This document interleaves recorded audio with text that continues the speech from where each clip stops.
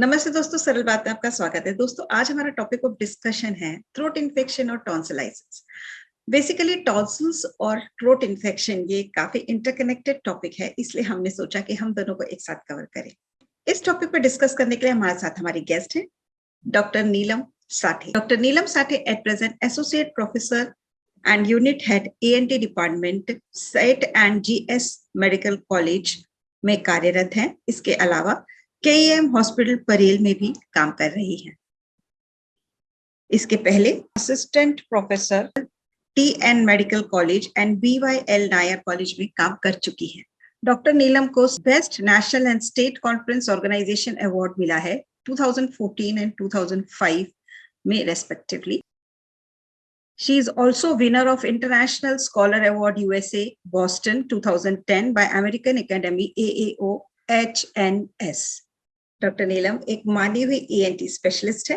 आइए मिलते हैं डॉक्टर नीलम साठे से और बात करते हैं थ्रोट इन्फेक्शन एंड टॉन्सिल्स इसके बारे में। Welcome ma'am, welcome to our show Saral Baat. Ma'am, throat infection and tonsils ये दो एक ऐसी बीमारियां हैं जो हमारे थ्रोट से रिलेटेड हैं, और खास करके टॉन्सिल्स ये देखा गया है कि छोटे बच्चों में बहुत जल्दी होता है, लेकिन थ्रोट इन्फेक्शन किसी भी एज में होता है। तो ये थ्रोट इन्फेक्शन एंड टॉन्सिलाइटिस जो है, इसमें क्या रिलेशनशिप है? बेसिकली जो थ्रोट इन्फेक्शन होता है उसे हमारे मेडिकल टर्म्स में फेरेंजाइटिस ऐसा कहा जाता है, और जो टॉन्सिल का इन्फेक्शन होता है उसे टॉन्सिलाइटिस ऐसा कहा जाता है। तो बेसिकली ये जो थ्रोट इन्फेक्शन होता है वो हमारे गले के जो म्यूकोजा होता है या लाइनिंग होती है, कवरिंग, उसका इन्फेक्शन होता है। तो पहले उसमें वो सूजन आ जाती है, वो रेड कलर आ जाता है उसमें। तो ये चेंजेस पहले हमारे म्यूकोजा, ओरल कैविटी और हमारा जो मुंह अंदर की तरफ है उसमें ये चेंजेस आ जाते हैं। स्लोली स्लोली क्या होता है कि टॉन्सिल्स एक हमारे ओरल कैविटी का पार्ट है, तो धीरे धीरे ये टॉन्सिल्स में भी वो इन्फेक्शन फैलने लगता है, और उसमें ऐसी नलियां होती है टॉन्सिल्स में बेसिकली। तो वो जो नली होती है उसमें जब सूजन आना शुरू हो जाता है तो उसमें जो सिक्रीशंस बनने लगते हैं, उसके वजह से हमें टॉन्सिलाइटिस की बीमारी हो जाती है। फर्स्ट थिंग तो वो पहचाने कैसे कि उसको थ्रोट इन्फेक्शन हुआ है, नॉर्मल कफ नहीं है, एंड सेकेंडली वो ट्रीटमेंट क्या ले? हाँ, तो बेसिकली क्या होता है कि किसी भी इंसान को, या बच्चा हो या एडल्ट हो, किसी को भी ये थ्रोट इन्फेक्शन जब होता है तो सबसे पहले ना हमारा गला भारी हो जाता है, हमें थोड़ा हेवीनेस लगता है गले के अंदर, लेकिन बच्चे ये बोल नहीं पाते, एडल्ट्स कैन फील दैट। दूसरी चीज ये होती है कि हमें सीवियर पेन होने लगता है। अगर कई बार ऐसा होता है, देखा गया है कि अगर वायरल इन्फेक्शन है तो पहले एक बाजू का टॉन्सिल में पेन होना शुरू होता है, तो बच्चे तकलीफ बोलते हैं कि गले में दर्द हो रहा है। फिर ये होता है कि दूसरे बाजू में भी दर्द शुरू हो जाता है। फिर तीसरी चीज ये हो जाती है कि दर्द के कारण वो खा नहीं पाते हैं, तो कोई भी चीज निगलने में उन्हें तकलीफ होती है। धीरे धीरे ऐसा होता है कि जब सूजन और बढ़ती है तो ये जो टॉन्सिल्स होते हैं वो सिर्फ हमारे मुंह में ही नहीं होते हैं, एक वेल्डियर्स रिंग नाम की रिंग होती है पूरी। तो नाक के पीछे एक टॉन्सिल होते हैं जिसको एडिनॉइड्स कहते हैं हम। फिर हमारी टंग होती है, उसके बेस में एक टॉन्सिल्स होते हैं, उसको हम लिंगुअल टॉन्सिल्स कहते हैं। और नाक और कान के बीच में एक ट्यूब होती है जो हमारा एरेशन जो होता है मिडल ईयर का और नाक का, उसे बैलेंस करती है। तो ये ट्यूब ब्लॉक हो जाती है और उसके आसपास भी टॉन्सिल्स होते हैं, उसे कहते हैं ट्यूबल टॉन्सिल्स। तो ये एक पूरी रिंग होती है। तो लेकिन तकलीफ हमें महसूस सिर्फ गले में होती है, लेकिन बच्चों में कई बार ये भी देखा गया है कि अगर नाक के पीछे वाली टॉन्सिल बहुत ज्यादा बढ़ती है तो ये तकलीफ दर्द और स्वॉलोइंग के अलावा और आगे चली जाती है। जैसे बच्चे सांस नहीं ले पाते मुंह नाक से, तो जब वो सोते हैं तो मुंह खुला रखते हैं, और उस वजह से क्या होता है कि अगर बहुत बचपन से अगर बच्चों को ये तकलीफ शुरू हो जाए तो वो एक कंडीशन होती है जिसे एडिनॉइड कहते हैं। तो उसमें क्या होता है कि नाक जो होती है हमारी वो नैरो होने लगती है, और टीथ जो होते हैं उसमें क्राउडिंग होने लगता है, और वो बच्चा मुंह खुला रख के ही लेता है। तो जब भी पेशेंट हमारे पास आता है और इस तरह का अगर वो नाक से सांस ले रहा है, नहीं ले पा रहा है, या मुंह से ले रहा है, या ओवर क्राउडिंग है, तो हमें पता चलता है कि मे बी गले के टॉन्सिल्स नहीं बढ़े हैं पर नाक के पीछे के डेफिनेटली बढ़े हैं। तो ये सब तकलीफें आपको स्टेप बाय स्टेप शुरू हो जाती है, और दूसरे तीसरे दिन आपको बहुत फीवर आता है, मतलब फीवर और ठंडी लगती जो बुखार बोलते हैं, वैसे ही हाई ग्रेड फीवर आपको शुरू हो जाता है। ट्रीटमेंट क्या करना चाहिए इसके लिए? Basically I would suggest prevention is better than cure. So treatment तो डेफिनेटली हमें लेनी ही है अगर ये होता है हमें, क्योंकि इसके साइड इफेक्ट्स बहुत खतरनाक होते हैं। आम इंसान को ऐसा लगता है कि सिर्फ टॉन्सिलाइटिस हुआ है या फेरिंजाइटिस हुआ है तो बस हम गरारे करें और अच्छा हो जाए, तो वैसा नहीं होता है। अगर आपको वायरल इन्फेक्शन है तो बाकी नुस्खों से ये ठीक हो सकता है, अगर बैक्टीरियल इन्फेक्शन है आपको तो ये जानलेवा भी हो सकता है। जैसे कि ये इन्फेक्शन हमारे गले से लेके आसपास के इलाके में और हमारे बॉडी के सिस्टम में थ्रू हमारे ब्लड वेसल स्प्रेड हो सकता है। तो एक चीज ये होती है कि ये आपके हार्ट को अफेक्ट कर सकता है और आपको रूमेटिक हार्ट डिजीज कर सकता है। ये आपके किडनीज में जा सकता है और आपको ग्लोमेरुलोनेफ्राइटिस नाम की जो बीमारी है वो कर सकता है। आपके स्किन को अफेक्ट कर सकता है, आपकी आंखों को अफेक्ट कर सकता है। फिर यहाँ गले में आपके लिम्फ नोड से सूजन आ सकती है, जिसको हमारे मेडिकल टर्म्स में लिम्फ नोड्स कहते हैं। तो ये जो चीजें होती है, और टॉन्सिलाइटिस में ट्यूबरकुलोसिस होने की भी चांसेस होता है जिसे टीबी कहते हैं। तो ये सब अगर हमें अवॉइड करना है तो सबसे पहले हमें टॉन्सिलाइटिस होने नहीं देना है या फेरिंजाइटिस होने नहीं देना है।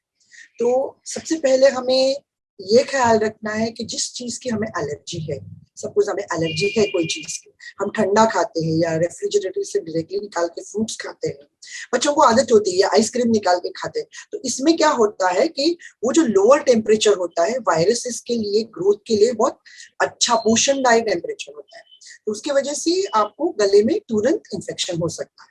तो जिस भी चीज से आपको एलर्जी है, कई लोगों को बाकी की चीजों के भी जैसे अंडा है, दूध है या कुछ दाल है, पल्सेस स्पेसिफिक उनकी एलर्जी होती है, या कई लोगों को नींबू पानी कर्ड की एलर्जी होती है।